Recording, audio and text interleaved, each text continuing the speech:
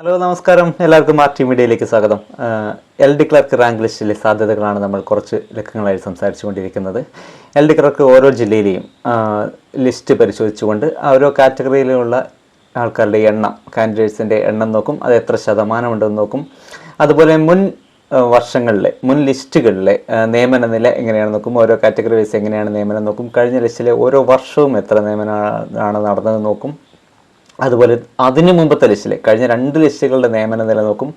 അങ്ങനെ നോക്കുമ്പോൾ തന്നെ നമുക്ക് ഏതാണ്ട് ഒരു 6 വർഷത്തെ നിയമന നില മനസ്സിലാക്കാൻ കഴിയും. അത് വെച്ച് നമ്മൾ ഈ ലിസ്റ്റിൽ നിന്ന് എത്രത്തോളം നിയമന സാധ്യതയുണ്ട് എന്നുള്ളത് കണക്കാക്കാവുന്ന രീതിയിലുള്ള കാര്യങ്ങളാണ് ഈ ലിസ്റ്റ് നമ്മൾ ഈ അനലൈസിലൂടെ റാങ്ക് ലിസ്റ്റ് അനലൈസ് ചെയ്യുന്നതിലൂടെ നിങ്ങൾക്ക് മനസ്സിലാക്കാൻ കഴിയുന്നതിന് പറയാൻ ശ്രമിക്കുന്നത്.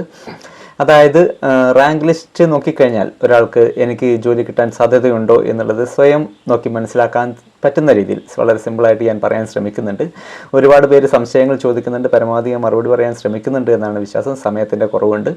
ഏതാനും ജില്ലകളുടെ കാര്യങ്ങൾ ഈ ചാനലിലുണ്ട്. ആദ്യം ചെയ്ത് തിരുവനന്തപുരം, പാലക്കാട്, കണ്ണൂർ, തൃശ്ശൂർ, ഇടുക്കി, എറണാകുളം, കാസർഗോഡ്, കോട്ടയം ജില്ലകളുടെ റാങ്ക് ലിസ്റ്റ് അനലൈസ് ചെയ്തത് ഈ ചാനലിലുണ്ട്. ഞാനിത് പറയാൻ കാരണം പലരും ഇപ്പോഴും ആ ജില്ലകളുടെ കാര്യങ്ങളൊക്കെ ചോദിക്കുന്നുണ്ട്. അതുകൊണ്ട് ഒന്ന് കാണുക. എന്നിട്ട് എന്തെങ്കിലും ഡൗട്ട് ഉണ്ടെങ്കിൽ ചോദിച്ചു കഴിഞ്ഞാൽ ഞാൻ പരമാവധി പറയാൻ ശ്രമിക്കാം. കൂടുതൽ കാര്യങ്ങൾ എനിക്ക് പറയണമെന്നുണ്ടെങ്കിൽ ലാസ്റ്റ് അഡ്വൈസ് ഡീറ്റെയിൽസ് കിട്ടണം. കഴിഞ്ഞ ലിസ്റ്റിൽ നിന്ന് അറിയാലോ, അവസാന ദിവസം വരെ അഡ്വൈസുകൾ പോയിട്ടുണ്ട്. അതുകൊണ്ട് തന്നെ അവസാനത്തെ അഡ്വൈസ് ഡീറ്റെയിൽസ് പലതും നമുക്ക് കിട്ടിയിട്ടില്ല. അതുകൊണ്ട് അഡ്വൈസ് ഡീറ്റെയിൽസ് കിട്ടിയാൽ മാത്രമേ അവസാനത്തെ റൊട്ടേഷൻ എവിടെയാണ് അവസാനിച്ചിരിക്കുന്നത് എന്ന് പറയാൻ പറ്റുള്ളൂ. അതായത് ഒരു ടേണിലായിട്ടും അവസാനിച്ചിട്ടുണ്ടാവുക 43-ലാണ് അവസാനിച്ചതെങ്കിൽ ഈ ലിസ്റ്റ് തുടരുക 44-ാമത്തെ ടേൺ മുതലാണ്. 100 ടേണുകളാണല്ലോ ഉള്ളത്. 44-ാമത്തെ ടേണിലാകും തുടങ്ങുക. അതിൽ തന്നെ NJD ഉണ്ടോ എന്ന് നോക്കും. NJDക്ക് ആദ്യം കൊടുക്കും. പിന്നെ TPO, NCA ഇങ്ങനെയുള്ള ഇതൊക്കെ എത്ര ഉണ്ടോ നോക്കണം. ടെമ്പററി പാസ് ഓവർ ഏതെങ്കിലും ഉണ്ടോ, NCA ഉണ്ടോ, കാൻഡിഡേറ്റ്സ് അവൈലബിൾ അല്ലായിട്ട് വേറെ ഏതെങ്കിലും കാറ്റഗറി കൊടുത്തിട്ടുണ്ടോ, അതൊക്കെ റീകോമ്പൻസേറ്റ് ചെയ്യും ഇതിൽ. അപ്പോൾ അതൊക്കെ നോക്കിയതിന് ശേഷം മാത്രമേ ഈ ലിസ്റ്റിലെ സാധ്യതകൾ നമുക്ക് പറയാൻ പറ്റുള്ളൂ. ഉദാഹരണത്തിന് 43-ലാണ് അവസാനിച്ചതെങ്കിൽ ഈ ലിസ്റ്റ് തുടങ്ങുന്നത് ചിലപ്പോൾ 44-ലാവും. 44 ST ആണ്. ടേൺ വെച്ച് 44-ാമത്തെ ടേൺ ST ആണ്. അപ്പോൾ ആദ്യത്തെ ടേൺ തന്നെ STക്ക് കൊടുക്കേണ്ടി വരും. നമ്മളത് മനസ്സിലാക്കാതെ 1 മുതൽ തുടങ്ങിക്കഴിഞ്ഞാൽ 1 ഓപ്പൺ കോമ്പറ്റീഷൻ, 2 ഇഴവ, അങ്ങനെ പോകും. 3 ഓപ്പൺ കോമ്പറ്റീഷൻ, 4 SC, അങ്ങനെ പോകും. ടേൺ നമുക്ക് തെറ്റിപ്പോകും. അതുകൊണ്ട് തന്നെ ലാസ്റ്റ് അഡ്വൈസ് ഡീറ്റെയിൽസ് കിട്ടാൻ വേണ്ടിയിട്ടാണ് ഞാൻ വെയിറ്റ് ചെയ്യുന്നത്. കുറച്ച് ജില്ലകളുടെ ഡീറ്റെയിൽസ് ഞാൻ മുന്നേ ചെയ്തിട്ടുണ്ട്. പിന്നെ ഈ വീഡിയോയിൽ നിങ്ങൾക്ക് DA കാറ്റഗറിയുടെ കുറച്ച് കാര്യങ്ങളോട് പറയാം. DA ഡിഫറൻ്റ് ഏബിൾഡ് കാറ്റഗറി പലതും ഞാൻ പറയുന്നില്ല, വിട്ടു പോകുന്നുണ്ടെന്നൊക്കെ പലരും പറയുന്നുണ്ട്. എങ്ങനെയാണ് അവരുടെ അഡ്വൈസ് ഡീറ്റെയിൽസ് പോകുന്നത് എന്നുള്ള കാര്യം കൂടി ഈ വീഡിയോയിലൂടെ പറയുന്നുണ്ട്. കൂടുതൽ പേര് ആവശ്യപ്പെടുന്ന ജില്ലകളാണ് ഞാൻ ആദ്യം വന്ന് പരിഗണിക്കുന്നത് പറഞ്ഞിരുന്നു. കുറേ ജില്ലകൾ ഇപ്പോൾ കഴിഞ്ഞു. ഇന്ന് നമ്മൾ പരിഗണിക്കുന്നത് കോഴിക്കോട് ജില്ലയുടെ കാര്യങ്ങളാണ്. കോഴിക്കോട് ജില്ലയിൽ പറയണമെന്നൊക്കെ ഒരുപാട് പേര് പറഞ്ഞിരുന്നു. അതുകൊണ്ട് ഇന്ന് കോഴിക്കോട് ജില്ലയിലെ കാര്യങ്ങളിലേക്കാണ് കിടക്കുന്നത്. അപ്പോൾ ഒരിക്കൽ കൂടി ഈ ചാനൽ RT മീഡിയയിലേക്ക് സ്വാഗതം. ഇന്ന് കോഴിക്കോട് ജില്ലയുടെ ലിസ്റ്റ് പരിശോധിച്ച് കഴിഞ്ഞാൽ മെയിൻ ലിസ്റ്റിൽ 811 പേരുണ്ട്. 811 പേരുണ്ട് ലിസ്റ്റിൽ. സപ്ലിമെൻ്ററി ലിസ്റ്റിൽ 818 പേര്. ഡിഫറൻ്റ് ഏബിൾഡ് കാറ്റഗറിയിൽ 31 പേര്. ടോട്ടൽ 1660 പേരുണ്ട്. കോഴിക്കോട് ജില്ലയിലെ കഴിഞ്ഞ ലിസ്റ്റിൽ മെയിൻ ലിസ്റ്റിൽ 987 പേരുണ്ടായിരുന്നു മെയിൻ ലിസ്റ്റിൽ. ഇപ്പോൾ അത് 811ആണ്. 176 പേരുടെ കുറവുണ്ട്. ഈ ലിസ്റ്റിൽ 176 പേരുടെ കുറവുണ്ട്.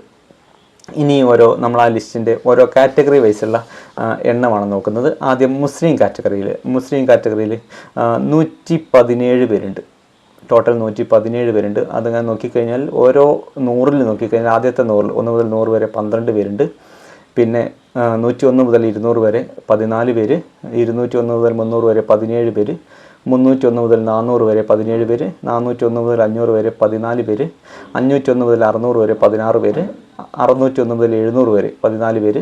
701 മുതൽ 800 വരെ 12 പേര്. 800 മുതൽ 811 വരെ ഒരാൾ. എണ്ണത്തിൽ ചെറിയ മാറ്റങ്ങളൊക്കെ വരെ വന്നേക്കാം. അത് ഞാൻ നോക്കുന്നത് എനിക്ക് ടോട്ടൽ പെർസെൻറ്റേജ് കിട്ടാൻ വേണ്ടിയിട്ടാണ് ഞാൻ എണ്ണം എടുക്കുന്നത്. എത്ര ശതമാനം ഉണ്ടെന്ന് നോക്കാനാണ്. 117 പേരെന്ന് പറയുമ്പോൾ 14.4% ഉണ്ട്. 12% സംവരണമുള്ളത്. എങ്കിൽ പോലും നല്ല അത്യാവശ്യം നേട്ടം കിട്ടാവുന്ന മുസ്ലിം കാറ്റഗറിക്ക് അത്യാവശ്യം നേട്ടം കിട്ടാവുന്ന ഒരു ലിസ്റ്റാണ് ഇതുള്ളത്. കാരണം ഓരോ 100-ലും 12 പേരേ ഉള്ളൂ. 12 പേര് എന്ന് പറഞ്ഞാൽ സംവരണത്തിൽ തന്നെ വരും. 12, 17, 14 വരുന്നുള്ളൂ. ആദ്യത്തെ 100-ൽ 12 പേര് വരുന്നുള്ളൂ. 12% സംവരണം തന്നെയുണ്ട്. അപ്പോൾ അതിൽ തന്നെ ചിലരൊക്കെ ഓപ്പൺ കോമ്പറ്റീഷനിലും കയറിപ്പോവും. മുസ്ലിം കാറ്റഗറിയിൽ ഓപ്പൺ കോമ്പറ്റീഷൻ അങ്ങനെ വരുമ്പോൾ കുറച്ചുകൂടി അധികം പേർക്ക് ഗുണം കിട്ടാവുന്ന ലിസ്റ്റാണ്. കഴിഞ്ഞ ലിസ്റ്റുകളിൽ നിന്നും അത്ര ഗുണം കിട്ടിയിട്ടില്ല എന്നാണ് എനിക്ക് മനസ്സിലാവുന്നത്. ഈ അടുത്ത കാറ്റഗറി നമ്മൾ പറയുകയാണെങ്കിൽ ഈ എക്കണോമിക്കലി വീക്കർ സെക്ഷൻ EWS ആണ്. EWS ടോട്ടൽ 98 എണ്ണമേ ഉള്ളൂ. 12% ഉണ്ട്. ടോട്ടൽ 12%. മെയിൻ ലിസ്റ്റിൻ്റെയാണ് ഞാൻ പരിഗണിക്കുന്നതെല്ലാം. മെയിൻ ലിസ്റ്റിൻ്റെ 12% ഉണ്ട്. 10%മാണ് റിസർവേഷൻ ഉള്ളത്. EWS ഓരോ 100ലും ആദ്യത്തെ 100ൽ 13 പേരുണ്ട്. രണ്ടാമത്തെ 100ലാണ് വളരെ കുറവ്, 4 പേരേ ഉള്ളൂ. പിന്നെ 200 മുതൽ 300 വരെ 15 പേര്, 301 മുതൽ 400 വരെ 14 പേര്, 401 മുതൽ 500 വരെ 16 പേര്, 501 മുതൽ 600 വരെ 13 പേര്, 600 മുതൽ 700 വരെ 601 മുതൽ 700 വരെ 12 പേര്, 701 മുതൽ 800 വരെ 10 പേര്, 800 മുതൽ 811 ഒരാൾ. EWSന് നല്ല സാധ്യതയുള്ള ലിസ്റ്റാണ്. കാരണം 100 മുതൽ 200 വരെ 4 പേരേ ഉള്ളൂ. ആ സ്ഥലത്തേക്ക് കുറച്ചധികം പേരെ ആദ്യം തന്നെ എടുക്കും. കാരണം 10 പേര് മിനിമം പോകും. പിന്നെ അതിൽ തന്നെ ഓപ്പൺ കോമ്പറ്റീഷനിൽ പോകുന്നവരുണ്ടാവും. അതും കൂടി നോക്കുമ്പോൾ നല്ല സാധ്യതയാണ്. പിന്നീട് അങ്ങോട്ട് അത്യാവശ്യം നല്ല സാധ്യതകളുണ്ട്. എത്രത്തോളം നിയമനം ലഭിക്കും എന്നുള്ളത് നമുക്ക് റൊട്ടേഷൻ ചാർട്ട് തയ്യാറാക്കിയതിന് ശേഷം പിന്നീട് പറയാം. കാരണം അത് ലാസ്റ്റ് അഡ്വൈസ് ഡീറ്റെയിൽസ് കിട്ടിയതിന് ശേഷം റൊട്ടേഷൻ ചാർട്ടൊക്കെ ഒന്ന് പ്രിപ്പയർ ചെയ്ത് demo chart rotation chart prepare ചെയ്യുന്നതിൽ വലിയ അർത്ഥമൊന്നുമില്ല. കാരണം PSCയുടെ നിയമന രീതി അങ്ങനെയല്ല. വരുന്ന ഒഴിവുകളിലേക്കാണ് റൊട്ടേഷൻ തയ്യാറാക്കുക. അതുകൊണ്ട് തന്നെ നമുക്ക് മാറ്റങ്ങൾ വരാം. TPO വരും, NJD വരും, അങ്ങനെ മാറ്റങ്ങളൊക്കെ വരും. അതുകൊണ്ട് ഡെമോ ആയിട്ട് സിമ്പിളായിട്ട് നമുക്ക് ഏതാണ്ടൊരു പ്രവചനം നടത്താമെന്ന് മാത്രമേ ഉള്ളൂ. എങ്കിലും നമുക്കത് തയ്യാറാക്കി നോക്കാം അടുത്ത ഘട്ടത്തിൽ ലാസ്റ്റ് ഡീറ്റെയിൽസ് കിട്ടിയതിന് ശേഷം. ഇനി പരിഗണിക്കുന്ന OBC ആണ്. OBC 72 പേരുണ്ട്. ഏതാണ്ട് 9%, 8.9% ഉണ്ട്. 3% സംവരണമുള്ളൂ. OBC ഓരോ 100ലും ആദ്യത്തെ 100ൽ 5 പേര്, അടുത്ത 100ൽ 13 പേരുണ്ട്. 200 മുതൽ 300 വരെ 5 പേര്, പിന്നെ 5 പേര്, പിന്നെ 400 മുതൽ 500 വരെ 11 പേര്, പിന്നെ 9, 12, 10, ലാസ്റ്റ് 800 മുതൽ 811 വരെ 2 പേര്. OBC സംവരണത്തിന് ആനുകൂല്യം എത്രത്തോളം കിട്ടുമെന്നുള്ളത് എത്രത്തോളം ഓപ്പൺ കോമ്പറ്റീഷനിൽ പോയി കഴിഞ്ഞാൽ OBCക്ക് സംവരണത്തിന് ആനുകൂല്യങ്ങൾ കിട്ടാനുള്ള സാധ്യത ഇലിച്ചുന്നുള്ളൂ. ഇനിയുള്ളത് SC വിഭാഗമാണ്. SC താരതമ്യേന കുറവാണ്, 15 പേരേ ഉള്ളൂ. എല്ലാ ലിസ്റ്റുകളേക്കാളും എണ്ണം ഉണ്ടെന്ന് പറയാം. ഏതാണ്ട് 2% വരുന്നുണ്ട്. 8% സംവരണമുണ്ട്, അതുകൊണ്ട് കുഴപ്പമില്ല. ആദ്യത്തെ 100ൽ 3 പേരുണ്ട്. 101 മുതൽ 200 വരെ ഒരാൾ. പിന്നുള്ളത് 400 മുതൽ 500 വരെയാണ് 2 പേര്. 500 മുതൽ 600 വരെ 3 പേര്. 600 മുതൽ 700 വരെ 3 ആൾ. 700 മുതൽ 800 വരെ 2 ആൾ. 800 മുതൽ 811 വരെ ഒരാൾ. ഇങ്ങനെയാണ് SCയുടെ കേസ് വരുന്നത്. SC 39, 41, 73 ഇങ്ങനെയൊക്കെ റാങ്കുകളൊക്കെ വരുന്നുണ്ട്. അത് എത്ര പേര് ഓപ്പൺ കോമ്പറ്റീഷനിൽ അവർ റിസർവേഷനിൽ തന്നെയായിരിക്കും പോകുന്നത്. SC 8% ഉള്ളതുകൊണ്ട് SCയുടെ നിയമനത്തെ അത് ബാധിക്കില്ല. സാധ്യതയുള്ള ലിസ്റ്റ് തന്നെയാണ്. അത്യാവശ്യമാണ്. മെയിൻ ലിസ്റ്റിൽ 15 പേരുണ്ട്. ST ആരുമില്ല. ST മെയിൻ ലിസ്റ്റിൽ ആരുമില്ല. ആദ്യത്തെ നിയമനം റൊട്ടേഷൻ എവിടെയാണ് അവസാനിക്കുന്നത് നോക്കണം. പിന്നെ MCO ഉണ്ടോ എന്ന് നോക്കണം. ഇത്രയും ആയിക്കഴിഞ്ഞാൽ STയുടെ കാര്യങ്ങൾ നമുക്ക് കൃത്യമായി പ്രെഡിക്റ്റ് ചെയ്യാൻ കഴിയും. എത്ര നിയമനം നടന്നു കഴിഞ്ഞാൽ എത്ര കിട്ടുന്നുള്ളത് കൃത്യമായിട്ട് സപ്ലിമെൻ്ററി ലിസ്റ്റിൽ നിന്ന് എത്രത്തോളം പോകുന്നുള്ള കാര്യങ്ങൾ നമുക്ക് പറയാൻ പറ്റും. ഇനി അടുത്തത് LC ആണ്. ഈ ലിസ്റ്റിൽ ഏറ്റവും കൂടുതൽ സാധ്യതയുള്ള ഒരു വിഭാഗമാണ് ലാറ്റിൻ കത്തോലിക്ക. ഒരാൾ മാത്രമേ ഉള്ളൂ. 778 റാങ്ക് ഒരാൾ, 770 ഒരാൾ മാത്രമേ ഉള്ളൂ. LCക്ക് 4% സംവരണമുണ്ട്. 4% സംവരണമുണ്ട്. അതായത് 100 ആളെടുക്കുമ്പോൾ 104 ആളെടുക്കുമ്പോൾ ഡിഫറെൻറ്റ് ലേബലിലും കൂടി കണക്കാക്കി 104 ആളെടുക്കുമ്പോഴേക്ക് 4 പേര് പോവും. അതായത് ആദ്യത്തെ 100 ആളെടുക്കുമ്പോൾ തന്നെ സപ്ലിമെൻ്ററി ലിസ്റ്റ് 3 വരെ എത്തും. ആദ്യത്തെ LCയുടെ ടേൺ നോക്കുമ്പോൾ 8, 22, 68, 94 ഏത് ടേണിലാണ് ഇപ്പോൾ അവസാനം നിൽക്കുന്നതെന്ന് അറിയില്ല. അതുകൊണ്ട് അടുത്താണ് 21 ആണെന്നുണ്ടെങ്കിൽ 22 എടുക്കുമ്പോൾ തന്നെ ആദ്യത്തെ 778 റാങ്കിൽ ആരെങ്കിലും എടുക്കും. പിന്നെ അങ്ങനെ മുന്നോട്ട് പോകും. അത് നോക്കിക്കഴിഞ്ഞാൽ നമുക്ക് ആ last rotation last advice details കിട്ടിക്കഴിഞ്ഞാൽ കൃത്യമായിട്ട് നമുക്ക് പറയാൻ പറ്റും. LCക്ക് നല്ലൊരു സാധ്യതയുള്ള ലിസ്റ്റാണ്. അതുപോലെ SIC നാടാറും അതുപോലെ SIC നാടാർ 1% സംവരണമുള്ളൂ. ഒരാളേ ഉള്ളൂ മെയിൻ ലിസ്റ്റിൽ. 545 റാങ്ക് ഒരാളേ ഉള്ളൂ. 1% സംവരണമുള്ളൂ എന്നുള്ളതുകൊണ്ട് തന്നെ ആദ്യത്തെ ആൾക്ക് നല്ല ബെനിഫിറ്റ് കിട്ടും. പിന്നെ നിങ്ങൾ സപ്ലിമെൻ്ററി ലിസ്റ്റിന് ഓരോ 100ലും ഓരോ ആളെ എടുക്കും. ഹിന്ദു നാടാർ അതുപോലെ ഒരാളേ ഉള്ളൂ. 463 റാങ്ക്, 1% സംവരണമേ ഉള്ളൂ. 60ാമത്തെ ടേണിൽ എടുക്കും. SCCC ആരുമില്ല മെയിൻ ലിസ്റ്റിൽ. 48ാമത്തെ ടേണാണ്. സപ്ലിമെൻ്ററി ലിസ്റ്റിൽ നിന്നായിരിക്കും ആദ്യം തന്നെ ആ ടേണിനനുസരിച്ച് എടുത്തു പോകുന്നത്. ധീവര 50ാമത്തെ ടേണാണ് നമുക്കറിയാം. ധീവര 7 പേരുണ്ട്. ധീവര 7 പേര് ഓരോ 100ലും ഏതാണ്ട് 200ലും 300ലും ഇടയിലെ ആളില്ലാത്തതുള്ളൂ. ബാക്കിയുള്ള എല്ലാ 100ലും ഒരാളുണ്ട്. 400 മുതൽ 500 വരെ 2 പേരുണ്ട് ധീവര. വിശ്വകർമ്മയാണ് 17 പേര്. വിശ്വകർമ്മയിൽ 17 പേരുണ്ട്. സാധ്യതകൾ നോക്കുമ്പോൾ വിശ്വകർമ്മയുടെ സാധ്യത, വിശ്വകർമ്മ ആദ്യത്തെ 100ൽ 2 ആൾ, 100 മുതൽ 200 വരെ 4 പേര്, 200 മുതൽ 300 വരെ 2 ആൾ, പിന്നീട് ഒരാൾ, 2 ആൾ, പിന്നെ 6 ആൾ, എത്രയേ ഉള്ളൂ. 600 മുതൽ മുകളിലോട്ട് ആരും ഇല്ല എന്നുള്ളതാണ്. അതുകൊണ്ട് തന്നെ ആ സമയത്തൊക്കെ സപ്ലിമെൻ്ററി ലിസ്റ്റിൽ നിന്ന് പോകാനുള്ള സാധ്യതയുണ്ട്. അത്രയും നിയമനങ്ങളിലേക്ക് എത്തുമ്പോൾ തന്നെ സപ്ലിമെൻ്ററി ലിസ്റ്റിൽ നിന്ന് വിശ്വകർമ്മ കയറിപ്പോകാനുള്ള സാധ്യതയുണ്ട്. വിശ്വകർമ്മ താരതമ്യേന എണ്ണം കുറവാണ് മറ്റ് ജില്ലകളുടെ ലിസ്റ്റുകൾ പരിശോധിക്കുമ്പോൾ. വിശ്വകർമ്മ ഇപ്പോൾ മിക്ക ലിസ്റ്റുകളിലും എണ്ണം കൂടുതലുണ്ട്. പക്ഷേ ഇവിടെ 2.1%, 17 പേരെ വരുന്നുള്ളൂ. 3% സംവരണമുണ്ട്. 20, 70, 100 ടേൺ എന്ന് നമുക്കറിയാം. ഇനി ലാസ്റ്റ് ഞാൻ പറയുന്നത് ഈഴവയുടെ ലാസ്റ്റ് പറയാൻ കാരണം ഈഴവയാണ് ഈ ലിസ്റ്റിൽ ഏറ്റവും കൂടുതലുള്ളത് എന്ന് തന്നെ പറയാം. ഈ ലിസ്റ്റിൽ ഏറ്റവും കൂടുതലായിട്ട് കാണുന്ന ഈഴവയാണ്. ഈഴവ കോഴിക്കോട് ജില്ലയിൽ മിക്കവാറും ഉണ്ടാവാറുണ്ട്. കഴിഞ്ഞ ലിസ്റ്റൊന്നും ഇങ്ങനെ തന്നെയായിരുന്നു. അത്യാവശ്യം ഈഴവയുടെ എണ്ണം ഉണ്ടാവാറുണ്ട്. അതുകൊണ്ട് തന്നെ ഈഴവയുടെ എണ്ണം പറയുമ്പോൾ ഈഴവ 341 പേരുണ്ട്. 111 341 പേരുണ്ട്. 42% ഈ മെയിൻ ലിസ്റ്റിലെ 42% ഈഴവയാണ്. 341 14%ആണ് സംവരണമുള്ളത്. ഓരോ 100ലും മറ്റ് ജില്ലകളൊക്കെ മിക്കതും 30 പേര് 35 പേരിലൊക്കെ എത്തുമ്പോൾ ഇവിടെ 40 പേരിൻ്റെ അടുത്തുണ്ട്. 44 ആദ്യത്തെ 100ൽ 44 പേരുണ്ട്. പിന്നെ 40 ആൾ, പിന്നെ 48 ആൾ, 43 ആൾ, 39 ആൾ, 41 ആൾ, 39, 42, ലാസ്റ്റ് 800 മുതൽ 811 ഇടയിൽ തന്നെ 5 പേരുണ്ട്. ഇങ്ങനെയാണ് എണ്ണമുള്ളത്. 14% സംവരണമുള്ളത്. അതുകൊണ്ട് തന്നെ വിത്തിൻ ഓപ്പൺ കോമ്പറ്റീഷൻ ആയിരിക്കും മിക്കവാറും. അല്ലെങ്കിൽ ഓപ്പൺ കോമ്പറ്റീഷൻ്റെ തൊട്ട് മുകളിൽ ഇങ്ങനെയായിരിക്കും ഈഴവ കാറ്റഗറിയുടെ നിയമനം ഉണ്ടാവാൻ സാധ്യതയുള്ളത്. അത് കഴിഞ്ഞ ലിസ്റ്റിലും അങ്ങനെ തന്നെയായിരുന്നു. വിത്തിൻ ഓപ്പൺ കോമ്പറ്റീഷൻ ആയിരുന്നു നിയമനം ഉള്ളത്. കോഴിക്കോട് ജില്ലയിൽ ഈഴവ കാറ്റഗറിയിൽ നിന്ന് അത്യാവശ്യം ആൾക്കാർ ലിസ്റ്റിൽ ഉണ്ടാവാറുണ്ട്. അത് ഉള്ളതാണ്, സാധാരണഗതിയിൽ ഉണ്ടാവുന്നതാണ്. വിത്തിൻ ഓപ്പൺ കോമ്പറ്റീഷനാണ്. പലരും ഇങ്ങനെ പറയുമ്പോൾ പലർക്കും ഒരു സങ്കടം തോന്നും. സപ്ലിമെൻ്ററി ലിസ്റ്റിലുള്ളവർക്ക് സങ്കടം തോന്നും. നമ്മളുള്ളത് യാഥാർത്ഥ്യങ്ങൾ അതുപോലെ പറഞ്ഞു പോകുക എന്നുള്ളതാണ് എൻ്റെ രീതി. നിങ്ങൾ ഇതിലല്ല നിങ്ങൾക്ക് കിട്ടും എന്ന്, എല്ലാവർക്കും കിട്ടും, സപ്ലിമെൻ്ററി ലിസ്റ്റ് അവസാനം വരെ കിട്ടും എന്നൊക്കെ വേണമെങ്കിൽ സന്തോഷിപ്പിക്കാൻ വേണ്ടി പറയാം. പക്ഷേ അങ്ങനെ പറയുന്നതിൽ വലിയ കാര്യമില്ല. ഉള്ളതുപോലെ പറയാം. എങ്കിൽ തന്നെ കൂടുതൽ നിയമനങ്ങൾ നടന്നാൽ ചിലപ്പോൾ സാധ്യതയുണ്ട്, ഇല്ലയെന്ന് പറയുന്നില്ല. കൂടുതൽ NJD വന്നു കഴിഞ്ഞാൽ, ഈഴവ കാറ്റഗറിയിൽ നിന്ന് കുറേ NJD വന്നു കഴിഞ്ഞാൽ. പക്ഷേ ഇന്നത്തെ സാഹചര്യത്തിൽ ഇപ്പോഴത്തെ ലിസ്റ്റിലെ എണ്ണം വെച്ച് നോക്കുമ്പോൾ നല്ല രീതിയിൽ ഈഴവ കാറ്റഗറി എണ്ണം വരുന്നുണ്ട്. അത് ഓപ്പൺ കോമ്പറ്റീഷനിൽ എത്രത്തോളം കയറി പോയാൽ പോലും എത്താവുന്ന രീതിയിൽ സപ്ലിമെൻ്ററി ലിസ്റ്റിലേക്ക് കടക്കാനുള്ള സാധ്യത ഇന്നത്തെ സാഹചര്യത്തിൽ വിരളമാണെന്ന് തന്നെ പറയാം. സത്യസന്ധമായിട്ടാണ് കാര്യങ്ങൾ പറയാമെന്നുള്ളതാണ് എൻ്റെ രീതി. പലർക്കും അത് ഇഷ്ടപ്പെടില്ല എന്നുള്ളതുകൊണ്ടും ഞാൻ അറിയുന്നതാണ്. പലരും പറയുന്നത്, പലർക്കും സങ്കടം വരുന്നുണ്ടെന്നൊക്കെ പറയുന്നുണ്ട്. പക്ഷേ അതിലൊന്നും കാര്യമില്ല. ഉള്ളതുപോലെ പറയുന്നതാണ് കൂടുതൽ നല്ലത്. ആദ്യമേ കൂടുതൽ പഠിക്കാമല്ലോ, ഇനിയും പഠിക്കാനുള്ള സമയമുണ്ട്. കൂടുതൽ മനസ്സിലാക്കുക. ഇത്രയും എണ്ണമുണ്ട്. 341 ആൾ ലിസ്റ്റിൽ 42% എന്ന് പറഞ്ഞു കഴിഞ്ഞാൽ അത്യാവശ്യം എണ്ണമായി. അവർ തന്നെ ഓപ്പൺ കോമ്പറ്റീഷനിൽ കുറേ ആൾക്കാർ കയറിപ്പോവും. എങ്കിൽ പോലും ഓരോ 100ൽ തന്നെ 40ൽ കൂടുതൽ ആൾക്കാരുണ്ട്. 40ൽ കുറവുള്ളത് 400-നും 500-നും ഇടയിൽ ഒരു 39 പേര്, പിന്നെ 600-ലും 700-ലും ഒരു 30 വലിയ കുറവല്ല. 40, 40, 48 പേരൊക്കെ വരുന്നുണ്ട്. അതുകൊണ്ട് തന്നെ സംവരണത്തിന് ആനുകൂല്യം അധികം കിട്ടില്ല എന്നുള്ളതാണ് ഞാൻ പറഞ്ഞു വരുന്നതിൻ്റെ ഉദ്ദേശം. ഇനി ഡിഫറൻ്റ്ലി ഏബിൾഡ് കാറ്റഗറിയിലാണ്. ഡിഫറൻ്റ്ലി ഏബിൾഡ് കാറ്റഗറിയിൽ മെയിൻ ലിസ്റ്റിൽ ഉൾപ്പെട്ടത് ആരും ഇല്ലെങ്കിൽ പോലും 63 മാർക്ക് കിട്ടിയ ആൾക്കാരുണ്ട്.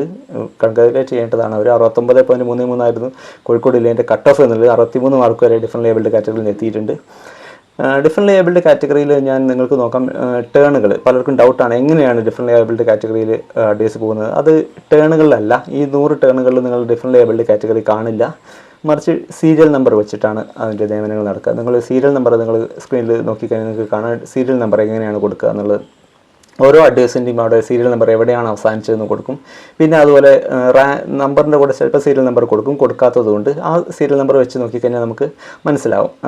3% സംവരണം ഉണ്ടായപ്പോൾ സീരിയൽ നമ്പർ 1, 34, 67 ഇതിലായിരുന്നു നിയമനങ്ങൾ. അതായത് ഒന്നാമത്തെ സീരിയൽ നമ്പർ, അതായത് 101 ആണെങ്കിൽ 101, 134, 167, 800 ആണെങ്കിൽ 801, 834, 867 ഇങ്ങനെ ലോ വിഷൻ ആദ്യം എടുക്കും. പിന്നെ ഹിയറിങ്, പിന്നെ LDOCB. ഇപ്പോൾ MD കൂടിയുണ്ട്, DMD കൂടിയുണ്ട്. 4% സംവരണമായ പാട്ടുകൾ മാറ്റിയിട്ടുണ്ട്. 1, 26, 51, 76 അങ്ങനെ ആക്കിയിട്ട് 1, 26, 51, 76 ആക്കിയിട്ടുണ്ട്. നിങ്ങൾ നോക്കാം, ഒരു കേസ് നോക്കാം. 301 എടുത്ത് കണ്ടോ, 301ാമത്തെ സീരിയൽ നമ്പർ, അവിടെ സീരിയൽ നമ്പർ എഴുതിയിട്ട് കണ്ടോ.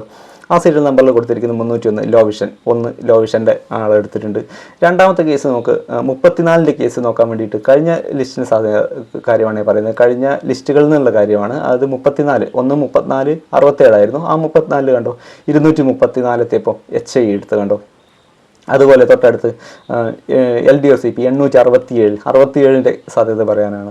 867 എടുത്തപ്പോൾ LDCP എടുത്ത് കണ്ടത്. ഇതിൽ തന്നെ NJD ഒക്കെ വരുമ്പോൾ അത് സീരിയൽ നമ്പർ ഇടില്ല. സീരിയൽ നമ്പറിൽ ഉൾക്കൊള്ളിക്കാതെയാണ് ഒരു NJD ഒക്കെ വരുമ്പോൾ ഇങ്ങനെയാണ് വരിക.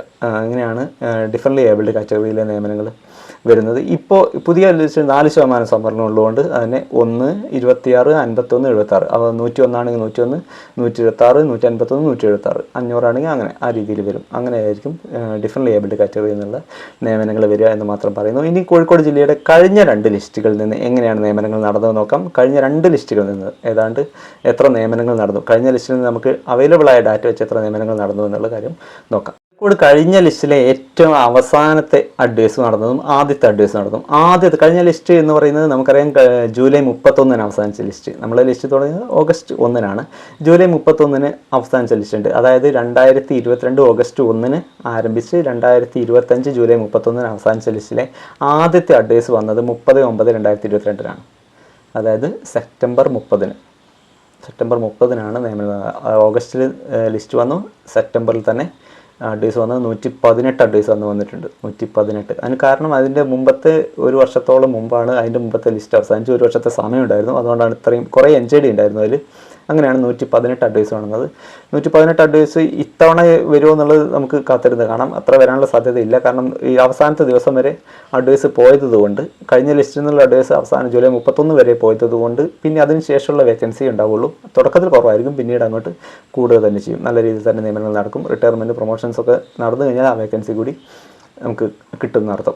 കഴിഞ്ഞ ലിസ്റ്റ് 118 അഡ്വൈസ് പോയപ്പോൾ ഓപ്പൺ കോമ്പറ്റീഷൻ 73 റാങ്ക് വരെയും, Ezhava 72, SC 496, ST supplementary list 2, മുസ്ലിം 88, OBC 73, Vishwakarma 226, LC 261, Hindu Nadar 177, SCCC supplementary list 1, SIC Nadar 642.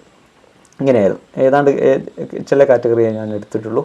അതായത് ആദ്യത്തെ അഡ്വൈസിൽ തന്നെ ഇത്രയും നിയമനങ്ങൾ നടന്നിരുന്നു. അന്ന് വലിയൊരു ബെനിഫിറ്റ് ആയിരുന്നു 118 പേർക്ക് തുടക്കത്തിൽ തന്നെ അഡ്വൈസ് കിട്ടിയെന്നുള്ളത്.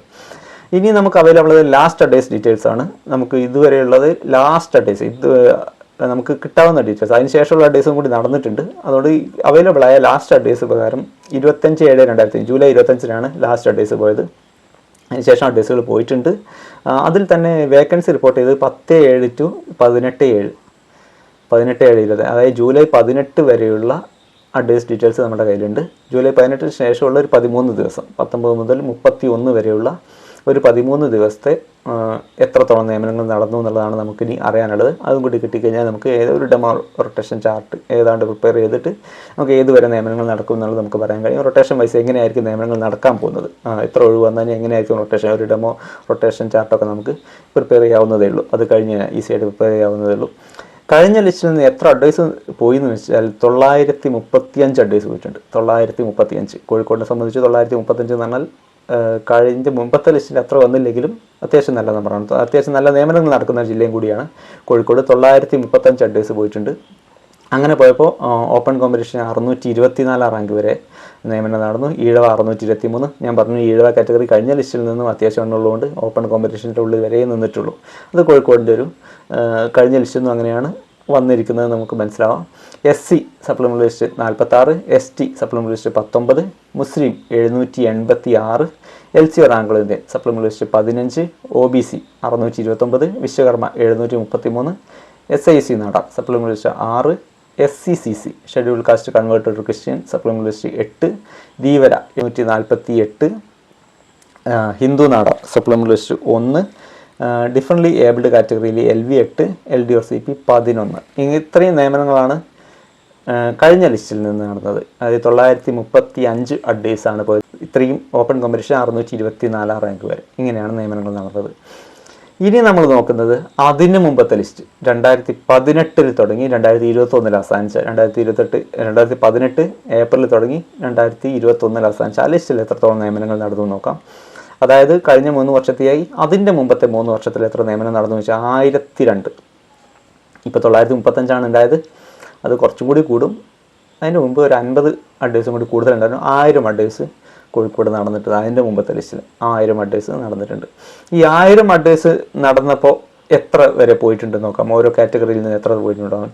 ഓപ്പൺ കോമ്പറ്റീഷൻ 667 വരെ, Ezhava 677, SC supplementary list 36, ST supplementary list 18, മുസ്ലിം 1227, LC റാങ്കുകളിൽ supplementary list 6, OBC 623, Vishwakarma 753, SIC Nadar 790, Hindu Nadar 1050, SCCC supplementary list 9, Dheevara 664, different abled കാറ്റഗറിയിൽ LV 13, HI 12, LD or CP 12. ഇങ്ങനെയാണ് നിയമനങ്ങൾ നടന്നത്.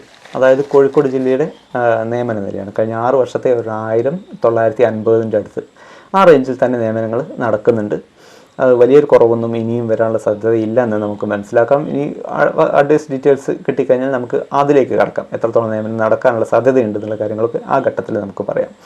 ഇനി നമ്മൾ നോക്കുന്നത് കഴിഞ്ഞ ലിസ്റ്റിൽ നിന്നും ഓരോ വർഷവും എത്ര നിയമനങ്ങളാണ് നടന്നത്. ഓരോ വർഷവും ആദ്യ വർഷം ഞാൻ പറഞ്ഞു ഫസ്റ്റ് അഡ്വൈസിൽ തന്നെ 118 ഉണ്ടായിരുന്നു. പിന്നീട് അങ്ങോട്ട് എത്രത്തോളം നിയമനങ്ങൾ നടന്നു, ഓരോ വർഷം എത്ര നിയമനങ്ങളാണ് നടന്നു നോക്കാം.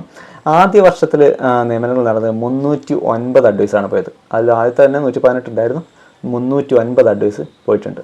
രണ്ടാമത്തെ വർഷം മിക്ക ജില്ലകളും കുറവാണ്, ഏതാണ്ട് എല്ലാ ജില്ലകളും കുറവായിരുന്നു. അതുകൊണ്ട് തന്നെ കോഴിക്കോടും ആ ഇതിൽ കുറവ് വന്നിട്ടുണ്ട്. 254 അഡ്വൈസാണ് രണ്ടാമത്തെ വർഷം പോയത്, 254. മൂന്നാമത്തെ വർഷം കുറച്ചുകൂടി കഴിഞ്ഞ ലിസ്റ്റിൽ നിന്നും കുറച്ച് ഭേദപ്പെട്ട അഡ്വൈസ് പോയിട്ടുണ്ട്, 372 അഡ്വൈസ്. അങ്ങനെ ടോട്ടൽ 935 എത്തിയിട്ടുണ്ട്. 372 എന്നുള്ളത് കുറച്ചുകൂടി കൂടും, കാരണം നമുക്ക് ലാസ്റ്റ് അഡ്വൈസ് ഡീറ്റെയിൽസ് കിട്ടിയിട്ടില്ല എന്നുള്ളതുകൊണ്ട് തന്നെ കുറച്ചുകൂടി കൂടും. ഇത്രയാണ് കോഴിക്കോട് ജില്ലയുടെ ലിസ്റ്റ് അനലൈസ് ചെയ്യുമ്പോഴും ഇത് മനസ്സിലാകുന്നത്. ഓരോ ടേണുകൾ നിങ്ങൾക്കൊരു ലിസ്റ്റ് കണ്ടു കഴിഞ്ഞാൽ എത്രത്തോളം സാധ്യതകളുണ്ട് എന്നുള്ളത് നിങ്ങൾ മനസ്സിലാക്കുക. നിങ്ങൾ സ്വയം മനസ്സിലാക്കാൻ വേണ്ടിയിട്ടാണ് ഇത്രയും കാര്യങ്ങൾ ഞാൻ പറഞ്ഞത്. ഇനി നമുക്ക് ലാസ്റ്റ് അഡ്വൈസ് ഡീറ്റെയിൽസ് കിട്ടിയതിന് ശേഷം കൂടുതൽ കാര്യങ്ങൾ പറയാം. അപ്പോൾ എല്ലാവർക്കും നല്ലൊരു ദിവസം ആശംസിക്കുന്നു. Thank you.